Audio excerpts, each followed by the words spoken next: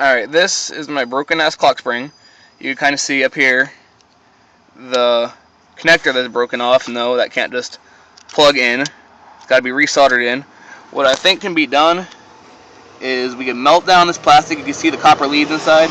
We melt down the plastic and run jumper wires from these broken copper leads here and jumper wire it to those copper leads at the end of those wires. It could work.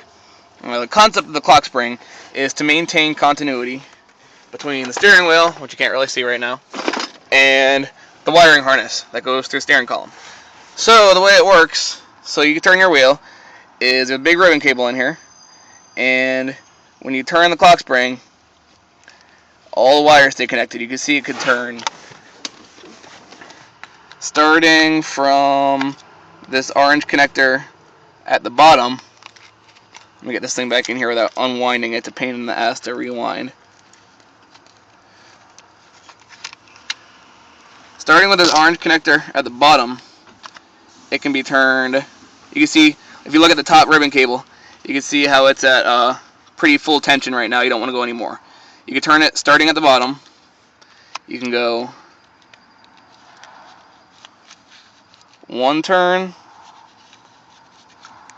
two turns. See how it's all unwinding? 3 turns, 4 turns, 5 turns, 6 turns. Once you see that 6th turn, see how that bottom ribbon cable is coming tight again? If you pull that too hard, it's going to pull your wires out again. You can keep pulling it a little bit. I guess 6 turns. I guess you get about 6.5 turns out of it, but I wouldn't trust turning it much more. See how it's coming unwound? Anyways, that's how the clock spring works. So it's very important to make sure, once I get this thing fixed, that it's back to center. So we're at 6 turns right now. Center will be going back to, damn it, it came unwound.